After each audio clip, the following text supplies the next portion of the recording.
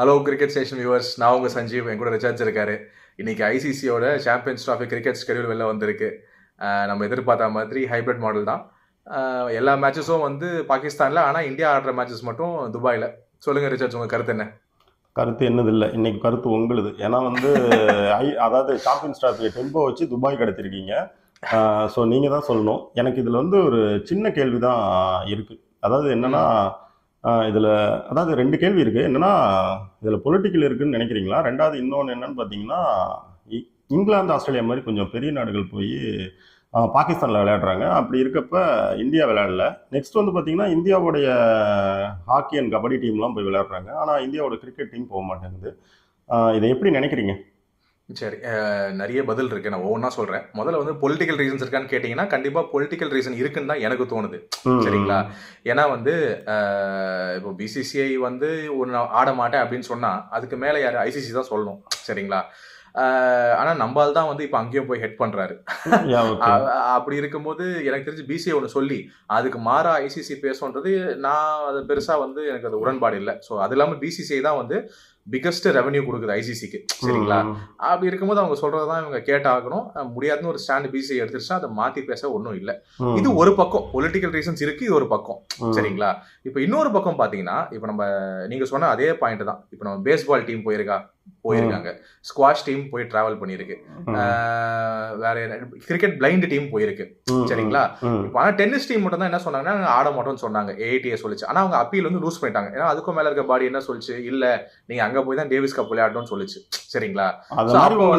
அவங்கள வந்து கண்ட்ரோல் பண்றதுக்கு இங்க ஐசிசிக்கு தெம்பு இல்லன்னு சொல்லலாம். அதுதான் உண்மை. அது ஒரு பக்கம். ஸோ இதனால தான் நான் பொலிட்டிக்கல்னு சொல்றேன். இதை தாண்டி இப்போ நம்ம ஹாக்கி கேப்டன் யாரு? ஹர்மன் பிரீத். நம்ம எத்தனை பேர் தெரியும்? பாதி பேர் தெரியாது. சரிங்களா? ஆனா விராட் கோலியோ இல்ல ரோஹித் சர்மா போயின்னா எவ்வளவு மக்கள் சூழ்ந்துப்பாங்க, எவ்வளவு பெரிய ஃபேன் இருக்கு, பயங்கர ஃபேன் இருக்கு. இப்போ அவங்களுக்குலாம் செக்யூரிட்டி கொடுக்க முடியுமா? சரிங்களா?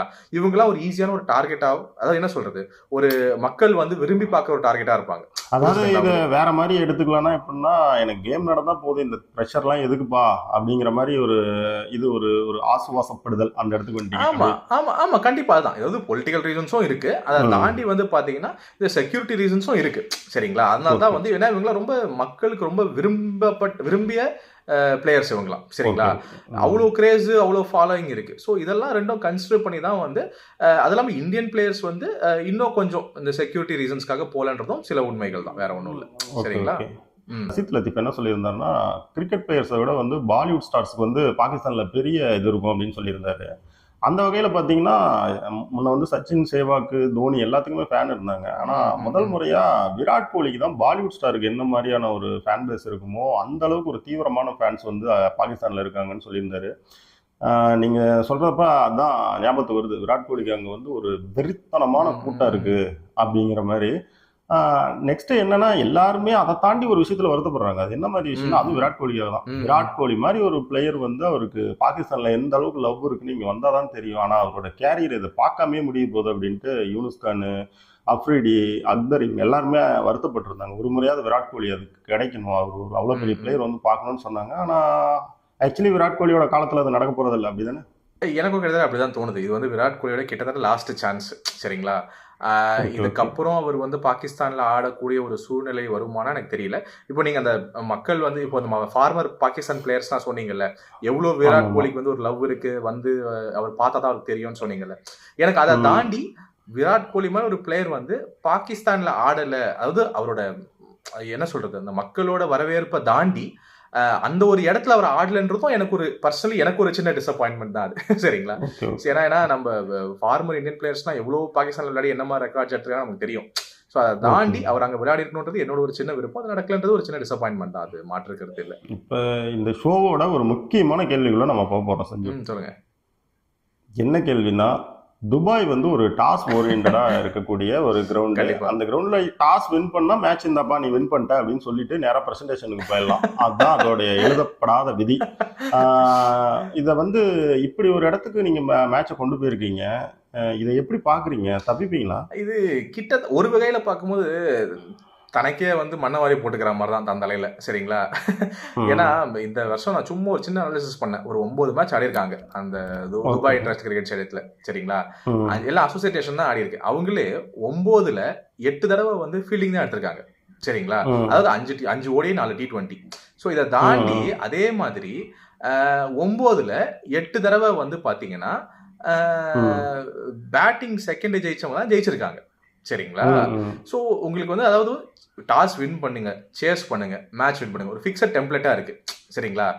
இதை தாண்டி இது இந்தியாவுக்கு வந்து அட்வான்டேஜா முடியுமான்னு கேட்டீங்கன்னா என்ன பொறுத்த வரைக்கும் இல்லை. டாஸ் ஜெயிக்கணும் தான் அட்வான்டேஜா போய் முடிய போகுது. அதுதான் என்னோட சிம்பிள். நீங்க பங்களாதேஷை வின் பண்ணி பாகிஸ்தான் அடி வாங்கி தேர்டு போய் நியூசிலாந்து கிட்ட நின்னீங்கன்னா பெரிய கலவரம் இருக்கு. கண்டிப்பா நியூசிலாந்து ஏற்கனவே நமக்கும் அவனுக்கும் வந்து ஐசிசி டிராஃபினாலே ஒரு 7 டிராஃபி அவன் கரெக்டா டாஸ் ஜெயிச்சா வச்சுக்கோங்களேன், நம்ம தடுமாறதுக்கு நிறைய வாய்ப்பு இருக்கு. அது இதுல எனக்கு இன்னொரு டவுட் என்னன்னா, இவ்வளவு பிரச்சனை வச்சுட்டு ஏன் துபாயில நடத்துறீங்க, ஏன் ஸ்ரீலங்காவில நடத்தி பார்த்துருக்கலாமே. நீங்க உள்ள போய் அவங்க வர சான்ஸும் கெடுத்து விட்டீங்க. அங்கேயாவது நடத்தி இருந்தா அங்க இருக்க ஃபேன்ஸாவது பார்த்துருப்பாங்க. இல்ல ஸ்ரீலங்கா வந்து டீமா உள்ள வராதுன்னு முதலே தெரியும். ஏன்னா வந்து பாத்தீங்கன்னா நீங்க சொல்ற மாதிரி அந்த இந்தியா ஆடினாதான் மார்க்கெட்டு, அப்பதான் கல்லா கட்டும். அது ஒண்ணு. ரெண்டாவது வந்து இவங்க பாகிஸ்தானுக்கு வந்து UAE வந்து ஒரு செகண்ட் ஹோமா முடிஞ்சிருச்சு, துபாய், சரிங்களா. ஒரு பின்னாடி பிரச்சனை இருக்கு. ஆமா, இத்தனை பிரச்சனை இருக்கு. ஸோ இது வந்து டிஃபால்ட்டா வந்து ஒரு செகண்ட் ஹோமா மாறிடுச்சு. அது வந்து ரெவன்யூ ஷேரிங்னா ஸ்ரீலங்கால வந்து இவங்க நடத்துறதை விட துபாயில நடந்தாங்கன்னா ஒரு மேஜர் போர்ஷன் ஆஃப் ரெவன்யூ உங்களுக்கு வரும், சரிங்களா. ஸ்ரீலங்கா வந்து இந்த இதுக்கு பின்னாடி இருக்கிறது வந்து இந்த பணம், இதனால இந்த மாதிரி விஷயங்கள் தான். எனக்கு பர்சனலி எனக்கு அப்படிதான் ஃபீல் ஆகுது, சரிங்களா. ஸோ ஸ்ரீலங்கானா அவங்க ஹோம் போல் கொஞ்சம் எடுத்துப்பாங்க, துபாய்னாலும் இருந்தாலும் இன்னொரு மேஜர் ஷேர் அவங்களுக்கு போகும். அது இல்லாமல் காலங்காலமா வந்து செகண்ட் ஹோமா அவங்க அதில் ஆடிட்டு இருக்கிறதால அது அவங்களுக்கு ஈஸியாகவே முடிஞ்சிருது, வேற ஒன்றும் இல்லை.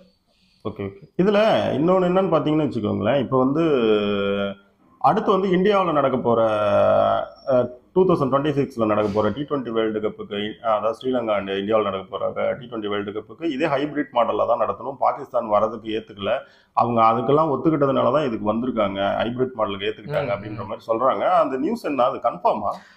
அவங்க அக்ரிமெண்ட்லாம் வந்து போட்டிருக்காங்க, 2 தரப்பும் ஒத்துக்கிட்டாங்கன்னு தான் சொல்கிறாங்க. ஆனால் எனக்கு என்ன தோணுதுன்னா கிட்ட வரும்போது இந்தியா வந்து எப்படியாவது இந்தியா பாகிஸ்தான் கேம் இந்தியாவில் ஆட வச்சிருவாங்க தான் எனக்கு தோணுது. ஏன் சொல்றேன்னா அந்த டைம்ல நான் உங்களுக்கு இதுக்கு ஈக்குவலா வேற ஒன்று தரேன், நாங்க ஒரு 2 மேட்ச் ஆட வரோம், இல்ல 3 மேட்ச் ஆட வரோம், இல்ல 2 டெஸ்ட் ஆட வரோம்னு அந்த டைம்ல அப்போ அந்த காலத்துல வந்து ஏதாவது ஒரு டிசிஷன் எடுப்பாங்களோன்னு தோணுது. ஏன்னா ஏதாவது ஒரு ஆசை காட்டுவீங்க. ஆமா, ஏதாவது ஆசை காட்டி உடனே செய்ய மாட்டாங்க. அடுத்த வருஷம் வரும், அதுக்கு அடுத்த வருஷம் வரும், அப்படி ஏதாவது சொல்லி இந்தியா இதுக்கு புரியுது. இதுக்கு அகமது ஷேஷாத் வந்து ஒரு சொல்யூஷன் சொல்லியிருந்தாங்க. அது பிராக்டிஸ் நானும் பார்த்தேங்க. நீங்க சொல்றது அதுதானே, இந்த பக்கம் கிரவுண்டு காமெடியா தான் சொன்னது. அதாவது நீங்க வந்து பார்டர்ல ஒரு கிரவுண்டு கட்டிடுங்க, ஒரு வாசல் பாகிஸ்தான் பக்கம் வச்சுக்கோங்க, ஒரு வாசல் வந்து இந்தியா பக்கம் வச்சுக்கோங்க அப்படின்னாரு. அது அவரு சீரியஸா சொல்லக்கூடிய ஆள் தான் அத. ஆனாலும் வந்து அதுவே இருக்கு. ஆமா, ஆனாலும் வந்து அதுக்கு வாய்ப்பெல்லாம் ரொம்ப இல்லைங்க, சாத்தியக்கூறுலாம் ரொம்ப கம்மி தான். ஆனா வந்து செய்ய மாட்டாங்க. நானும் ஒரு காமெடிக்காக தான். இல்ல புரியுது. ஆனா வந்து அது இதுல சஞ்சய், இப்ப வந்து இந்தியாவோட இந்த 3 மேட்ச் வந்து ஃபர்ஸ்ட் இப்ப இந்த சீரிஸ் வந்து என்ன டேட்ல ஆரம்பிக்குது? 2000 ஃபெப் 19 ஆரம்பிக்குது, சரிங்களா. யார் யார் விளையாடுறாங்க? ஃபெப் 19 வந்து பாத்தீங்கன்னா நான் இப்ப ஸ்கெட்யூல் எடுத்து வச்சிருக்கேன். பாகிஸ்தான் நியூசிலாந்து ஆரம்பிக்கிறாங்க கராச்சியில, சரிங்களா. Okay okay okay. முடிச்ச மறுநாளே 20ஆம் தேதி இந்தியா பங்களாதேஷ் துபாயில, சரிங்களா. துபாயில அது கண்டினியூஸா வந்து அப்படியே 19 ஆரம்பிச்சு தொடர்ந்து வந்து மார்ச் 2ஆம் தேதி வரைக்கும் back to back matches. Ground தான் மாறுதே தவிர பாகிஸ்தான்ல வந்து இந்த ராவல்பிண்டி, லாகூர், கராச்சி. இந்தியா வந்து கான்ஸ்டன்டா ஒரே இடம் தான், துபாய் தான். அங்க ஒரே இடம் தான். அப்ப இந்தியாவுடைய 3 மேட்சோட டேட் என்ன? இந்தியா வந்து பாத்தீங்கன்னா முதல் மேட்ச் 20ஆம் தேதி ஆடுறாங்க பங்களாதேஷோட, சரிங்களா. அதுக்கு அடுத்த மேட்ச் வந்து பாகிஸ்தானோட 23ஆம் தேதி துபாயில, பிப்ரவரி 23 துபாயில. கடைசி மேட்ச் வந்து நியூசிலாந்தோட மார்ச் 2ஆம் தேதி, அதுவும் துபாய் தான். மார்ச் 2ஆம் தேதி விளையாடுறாங்க. உங்களுக்கு லீக்ஸ் வந்து எத்தனாம் தேதி முடியும்? அதான் 2 நம்ம ஆடுறது தான் கடைசி லீக் மேட்ச், சரிங்களா. அந்த 2ஆம் தேதி தான் கடைசி லீக் மேட்ச். அதை முடிச்சிட்டாங்கன்னா 4, 5 2 செமிஃபைனல் பேக் டு பேக், சரிங்களா.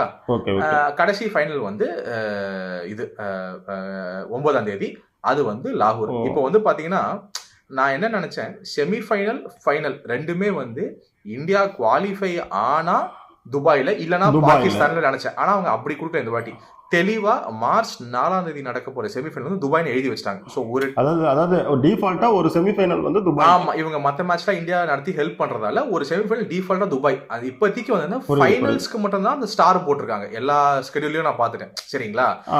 இதுக்கு அப்புறம் மாத்துவாங்களானா அது வேற விஷயம். செமிஃபைனல் நாங்க இதே மாதிரி எடுத்து வந்துரும் லாகூர்ல. இல்ல ஃபைனல் வந்து ஃபைனல் இந்தியா போச்சுனா அது டெஃபினட்டா துபாய் தான். ஆனா வந்து போல அப்படின்ற பட்சத்துல அது வந்து லாகூர் அப்படின்னு சொல்லிட்டாங்க, சரிங்களா. செமிஃபைனலுக்கும் அப்படி கொண்டு வருவாங்களான்றது இனிமேல் தான் பார்க்கணும். ஆனா இப்போதைக்கு கன்ஃபார்மா ஒரு செமிஃபைனல் துபாய் தான். ஆனா வந்து நாக் அவுட்டுக்கு எல்லாத்துக்குமே நாக் அவுட் மேட்சஸ்க்கு வந்து பாத்தீங்கன்னா உங்களுக்கு ரிசர்வ் டே இருக்கு தானே? இல்ல, எல்லாத்துக்குமே இல்ல. ஃபைனலுக்கு மட்டும் தான் 10வது மார்ச்ல போட்டுருக்காங்க. இல்லையே, நான் இதுல பாத்தனே. அப்படிங்களா? சரி இருக்கலாம். நான் பார்த்த வரைக்கும் 10th மட்டும் தான் ரிசர்வ் டேன்னு போட்டிருந்தாங்க. சோ அது என்ன நம்ம இனிமேல் தான் பார்க்கணும். சரிங்களா? சரி, அது ஒன்றும் பிரச்சனை இல்லை, அது பேசிக்கலாம். ஆமா. இப்போ வந்து இந்த செட்டப்ல இருக்கு. இப்போ இந்தியாவுக்கு வந்து பாத்தீங்கன்னா ஒரு துபாய் கிரவுண்டை கொடுத்துருக்காங்க. அது வந்து அந்த பழனிசாமி என்ன செய்வார் நமக்கு தெரியாது. அவர் என்ன வேணாலும் செய்வார். டாஸ் வந்து அப்போ வந்து ரோஹித் சர்மா வந்து 4 டாஸ் வின் பண்ணா சாம்பியன்ஸ், அதாவது 5 டாஸ் வின் பண்ணா இல்லை குறைஞ்சது ஒரு 4 டாஸ் வின் பண்ணா உங்களுக்கு வந்து சாம்பியன்ஸ் டிராஃபி இருக்குது. கிட்டத்தட்ட அப்படிதான். என்ன துபாயிலே ஆட போறோம், டாஸ் வின் பண்ணி இது பண்ணணும். ஆனா நம்ம ராசின்னு ஒண்ணு இருக்குல்ல, நம்ம அந்த கிவன் டே என்ன ஆடுவாங்கன்னு ஒண்ணு இருக்கு. நிறைய விஷயம் பாக்குறோம். சரி சஞ்சு, நம்ம இவ்வளவு தூரம் வந்துட்டோம் சஞ்சு. தலையை பத்தி ஒண்ணு பேசிட்டு போயிடலாமா? சொல்லுங்க. தலைனா டிராவிஸ் ஹெட். சொல்லுங்க. என்னன்னா காயம் இல்லை அப்படி இப்படின்னு பேசுகிறாங்க. நெக்ஸ்ட் ஒன்று என்னன்னு பார்த்தீங்கன்னா, இன்னைக்கு ப்ராக்டிஸ்க்கு வந்த டிராவிஸ் ஹெட் வந்து பார்த்தீங்கன்னா கண்டினியூஸாக அவரோட பிசியோகிட்டையும் அண்டு ஹெட் கோச் ஆண்ட்ரூ மெக்டொனால்ட்டையும் ரொம்ப நேரமாக பேசிட்டு இருந்தார். அடுத்து இன்னொன்று பார்த்தீங்கன்னா, அந்த ஆண்ட்ரூ மெக்டொனால்டு வந்துட்டு வந்து எனக்கு தனிப்பட்ட முறையில் எங்கள் ஆள் ஹெட் விளையாடுவார் ரொம்ப நம்பிக்கை இருக்குது. ஆனால் பாருங்கள், நாங்கள் இன்னும் அவரை வந்து அதிகாரப்பூர்வமாக எங்களோட பிளேயிங் லோனில் சேர்க்கல, அதாவது ஆடு களவு போனதா கனவு கண்டேன் அப்படிங்கிற மாதிரி சொல்லியிருக்காரு. எனக்கு இதெல்லாம் பார்த்தா இந்த சிம்டம்ஸ்லாம் என்ன தெரியுது? தலை வருவாரா வரமாட்டாரா? எனக்கு தெரிஞ்ச ஹெட் வந்து நம்ம இந்த பாக்ஸிங் டெஸ்ட் மேட்ச்க்கு வந்து பாத்தீங்கன்னா நான் வருவாருன்னு தான் நினைக்கிறேன். சரிங்களா? இன்ஜுரி ஆயிருக்காரு. இப்போ ஆஸ்திரேலியா வந்து இந்த மாதிரி மைண்ட் கேம் ஆடுறவங்க எல்லாம் கிடையாது. ஹெட் இருக்காரு இல்ல கடைசி நேரத்தை கொண்டு வரேன் அப்படின்னு சொல்ற ஆளுங்க எல்லாம் கிடையாது. ஆனாலும் அவங்களே இந்த விஷயத்துல அப்படி சொல்லுவாங்க. ஆனா அவங்களே வந்து கொஞ்சம் வந்து கன்சர்ன்டா இருக்காங்கன்னா நிஜமாவே ஒரு பெரிய இன்ஜுரி ஸ்கேர் தான் அவருக்கு. சரிங்களா? அவர் மேபி இப்போ பிற்காலத்துல வரப்போற மற்ற டோர்னமெண்ட்ஸா இருக்கட்டும் இல்ல சாம்பியன்ஸ் டிராஃபியா இருக்கட்டும், இதெல்லாம் கன்சிடர் பண்ணி கூட அவர் ரொம்ப காஷனா ட்ரீட் பண்றாங்க கூட சொல்லலாம். புரியுதுங்களா? ஸோ பட் ஆனால் எனக்கு தெரிஞ்சு அவர் ஆடுவாருன்னு தான் தோணுது. ஆனால் அவருக்கு அடிப்பட்டது வந்து சும்மா போய் கிடையாது. அது வந்து அவங்களே ஒரு ஃபைனல் கால் எடுக்கல. அவங்களே வந்து இந்த பூனை வந்து இந்த இது செவரு மேல் நிற்கிற மாதிரி தான் வந்து இருக்காங்க. வேற ஒன்றும் இல்லை. அதுதான் உண்மை. இன்னைக்கு இந்த ஷோ முழுக்க நீங்கள் லீட் பண்ணதுக்கான முக்கிய காரணம் உங்களுக்கே தெரியும். உங்களுக்கு இருக்கிற கிரிக்கெட் நாலேஜ் என்னன்னு இங்கே இருக்கிறவங்களுக்கு தெரியாது. அதை காட்டணும் அப்படிங்கிறதுக்காக தான். ரொம்ப தேங்க்ஸ். ஸோ வந்து இன்னைக்கு இதில் சம்மந்தப்பட்ட விஷயங்கள்லாம் பார்த்துருக்கோம். அப்புறம் வழக்கம் போல் ஷோவுக்கு நீங்களே பூசணிக்காய் ஒடிச்சிட்டிங்கன்னா முடிச்சிக்கலாம். Okay sure. தேங்க்யூ ரிச்சர்ஸ். எனக்கு நீங்கள் எதிர்பார்த்த மாதிரி நானும் லீட் எடுத்தாச்சு. பார்ப்போம். நம்ம வியூவர்ஸ்க்குலாம் நம்ம வந்து சாம்பியன்ஸ் டிராஃபி ஸ்கெடியூலும் சொல்லிட்டோம். இன்னொரு சின்ன அப்டேட்டும் கொடுத்துட்டோம் நம்ம இந்தியா ஆஸ்திரேலியா பாக்ஸிங் டெஸ்ட்டை பற்றி. So thank you viewers. எங்கள் வீடியோ பார்த்துருப்பீங்க. லைக் பண்ணுங்கள், பிடிச்சிருந்தா ஷேரும் பண்ணுங்கள், சப்ஸ்கிரைப் பண்ணுங்கள். Thank you all.